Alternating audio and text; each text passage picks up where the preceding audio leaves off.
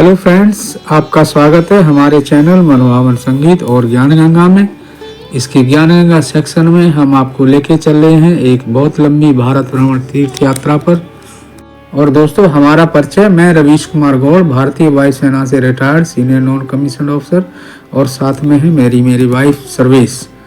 और हम दोनों ही इस यात्रा पर निकले हैं और इस यात्रा को पूरी करने का निश्चय किया है। तो दोस्तों, कल हमारी यात्रा बूंदी तक थी और हम बूंदी से चलकर रात को चित्तौड़गढ़ आ गए थे। और ये जो टनल आपको दिखाई दे रही है, इसको बूंदी टनल्स के नाम से कहते हैं। और ये बहुत लंबी टनल है और बहुत ही सुंदर टनल है।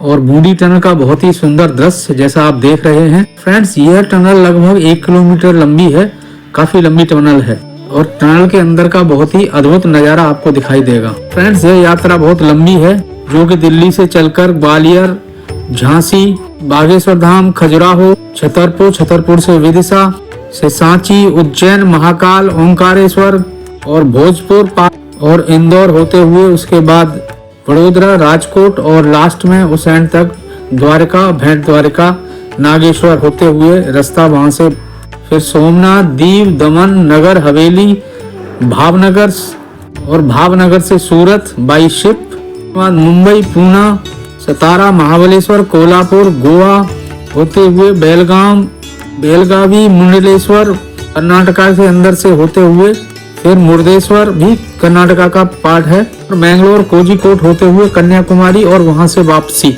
वहां से सेंट्रल इंडिया में होते हुए आज हम रात चित्तौड़गढ़ आ गए थे। फ्रेंड्स, ये चित्तौड़गढ़ किले का जौहर स्थल है। दोस्तों, ये जौहर स्थल वही स्थान है जहां पर जब अलाउद्दीन खिलजी ने यहाँ पर आक्रमण किया था, तो यहाँ 16,000 रानियों ने पद्मिनी रानी के साथ में अपने शरीर को आग को समर्पित किया था और जौहर किया था। और ये जो सामने मीनार दिख रही है, यही विजय स्तंभ, जिसको कीर्ति स्तंभ बोला जाता है। इसी कीर्ति स्तंभ का चित्र राजस्थान पुलिस के एम्बलम में भी दिखाया जाता है। दोस्तों, ये जो ग्राउंड दिख रहा है, ये पहले ग्राउंड नहीं था, यही यहाँ एक जौहर की जगह थी, जिसको कि बाद में मिट्टी से भर दिया गया। फ्रेंड्स, इस चित्तौड़गढ़ की इस वीर गाथा को दुनिया कभी नहीं भूल सकती। और दोस्तों, ये विजय स्तंभ है जो सामने दिखाई दे रहा है, ये भारत के राजस्थान के चित्तौड़गढ़ में स्थित एक स्तंभ या टावर है। इसे मेवाड़ नरेश महाराणा कुंभा ने महमूद खिलजी के नेतृत्व वाली मालवा की सेना पर सारंगपुर की लड़ाई में विजय के स्मारक के रूप में सन 1440 से 1448 ईस्वी के मध्य में बनवाया था। और यह राजस्थान पुलिस और राजस्थान माध्यमिक शिक्षा बोर्ड के प्रतीक चिन्ह में भी शामिल है। इसे भारतीय मूर्ति कला का विश्वकोश और हिंदू देवी देवताओं का अजायब घर और विश्व स्तंभ भी कहते हैं।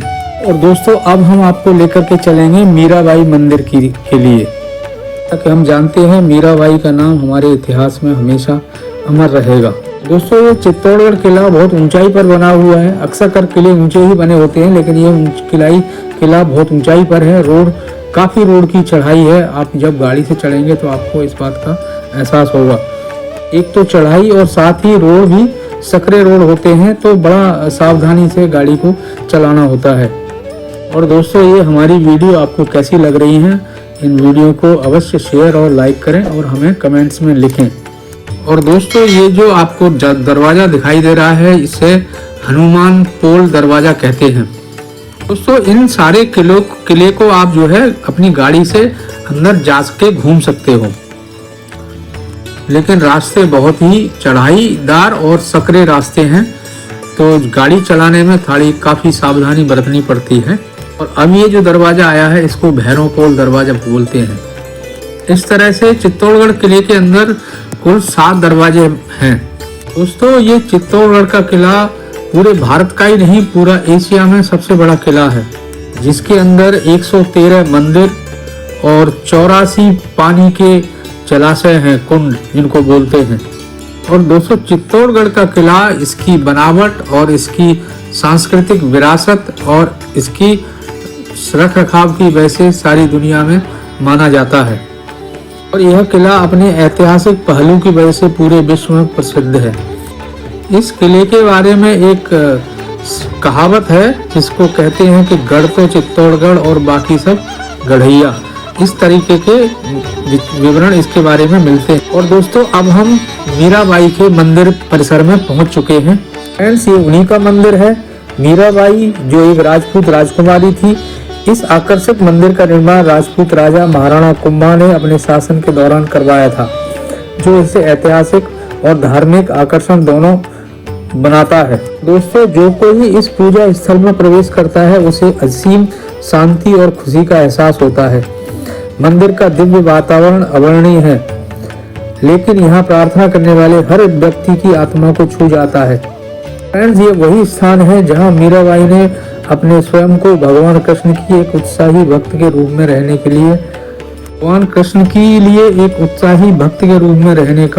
लिए अपनी शाही जीवन शैली को त्याग दिया था, और इसी कारण वह एक कवि संत के रूप में भी उभर कर सामने आई। यह मंदिर हिंदुओं के लिए पूजा का महत्वपूर्ण स्थान है। दोस्तों, मीराबाई का जन्म राजस्थान के राजपूत राठौर परिवार में हुआ था। उनका जन्म 1498 ईस्वी में हुआ और वो बहुत कम समय में उम्र में ही भगवान कृष्ण और उनके आकर्षण में इतनी मोहित हो गई कि उन्होंने अपना पति मान लिया भगवान कृष्ण को।